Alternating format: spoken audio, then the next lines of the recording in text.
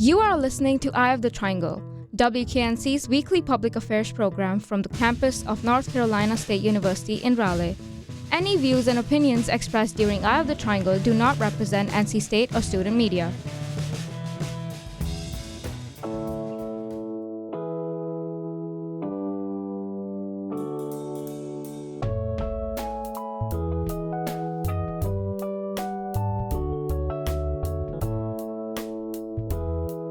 Hello, everyone. Thank you for listening to WKNC 88.1.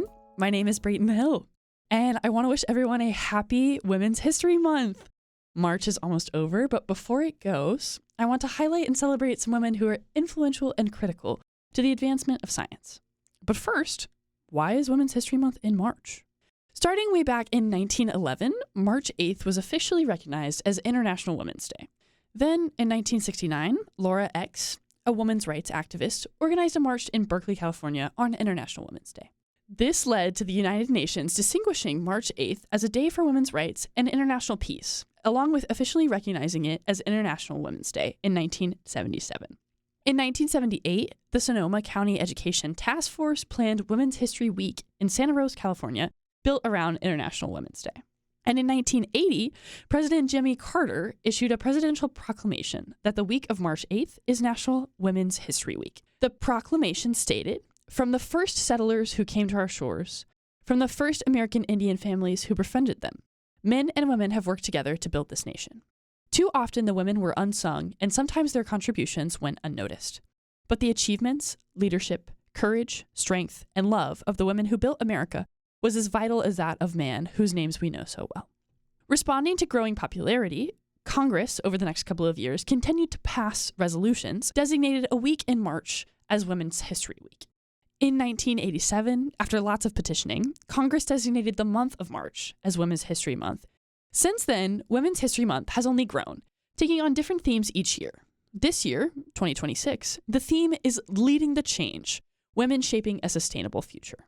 With that theme in mind, I'd like to look back on some of the women who have shaped the history of science, allowing women today to work towards a better future. First up is Ada Lovelace, a mathematician and writer. Born in 1815 and dying in 1852, she's known for being the world's first programmer. Ada added extensive notes on an analytical engine. Her notes had an algorithm that spelled the Broglie numbers, which are known to be the first published computer program. She was the first to understand and explain that computers could do more than just calculate numbers, and instead could encode other information like music. Ada understood what we now know today as software. In her time, Ada is an example of what women can do when given a chance, as she was encouraged to study mathematics.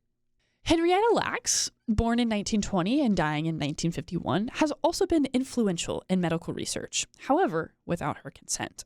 Henrietta's cervical cancer cells were unknowingly collected during her treatment at Johns Hopkins Hospital. These cells were then cultured, creating the cell line known as HeLa cells. These HeLa cells were the first to be observed dividing multiple times without dying, coining the descriptor of immortal cells.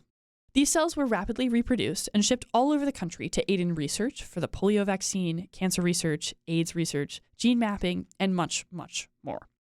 However, it wasn't until 1975 that Henrietta's family found out that her cells were being used for all of this research. Neither her or her family had given consent for the physicians to harvest her cells or to reproduce them for research purposes. Her family has since filed lawsuits against multiple biotechnology companies for profiting from her cells and have settled privately with them in the last couple of years.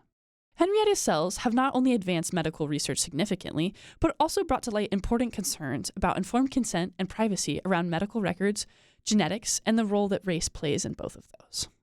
Rosalind Franklin, also born in 1920 but died in 1958, helped discover the structure of DNA. Using chemistry and X-ray crystallography and diffraction, she discovered DNA's density and helical structure. Her data, however never published, led to the discovery of DNA's double helix shape. Her student's photo of DNA's double helix, called Photo 51, will go down in history. However, Rosalind also worked on RNA and viral structures. If she was still alive, it's highly plausible that she would have won a Nobel Prize for her work in chemistry. And speaking of Nobel Prizes, Marie Curie was actually the first woman to win a Nobel Prize. However, she didn't win just one. She was the first person to win a Nobel Prize twice, and the only person to win a Nobel Prize in two different scientific fields. Marie discovered the elements radium and polonium, which can now be seen on the periodic table. Her research was focused on radioactivity. However, she also worked with X-rays to develop mobile X-rays known as radiological cars to provide medical imaging to wounded soldiers and reduce amputations during World War I. A war hero and a 2-time Nobel Prize winner. Those are some big shoes to fill. Jane Goodall was a primatologist and anthropologist, with most of her research shaping the field of animal behavior. Born in 1934 and dying just this past year in 2025, Jane studied chimpanzees over 6 decades and discovered that they made and used tools, have complex emotions, form incredible long-lasting social bonds, and pass down knowledge from generation to generation. Not only was she an advocate for animal species such as the chimpanzee, but also for animal conservation globally. But beyond just Earth, women have been pioneers in space. Katherine Johnson, born in 1918 and dying in 2020, was a NASA mathematician and aerospace technologist. She overcame not only gender, but also racial barriers to help NASA send astronauts safely to the moon, working as a human computer. Her work was not limited to just the moon. She also calculated trajectories and launch windows for the Space Shuttle program and worked on plans for humans to go to Mars. Her colleagues Dorothy Vaughan and Mary Jackson were also instrumental. Mary Jackson was also NASA's first African-American female engineer. From modern medicine to space exploration, these women are quite awesome and have been crucial to the advancement of science and technology. All of these women, and many, many more, should be celebrated during Women's History Month, especially as we celebrate a theme of leading the change, women shaping a sustainable future. So, commend women in STEM and women everywhere. Thank you for listening. This is WKNC 88.1.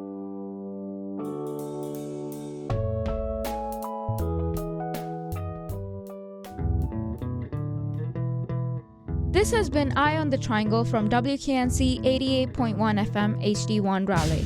Our theme song is Krakatoa by Noah Stark, licensed under Creative Commons. To re-listen to this or any other episode, visit wknc.org/podcast or subscribe wherever you get your podcasts. Thank you for listening.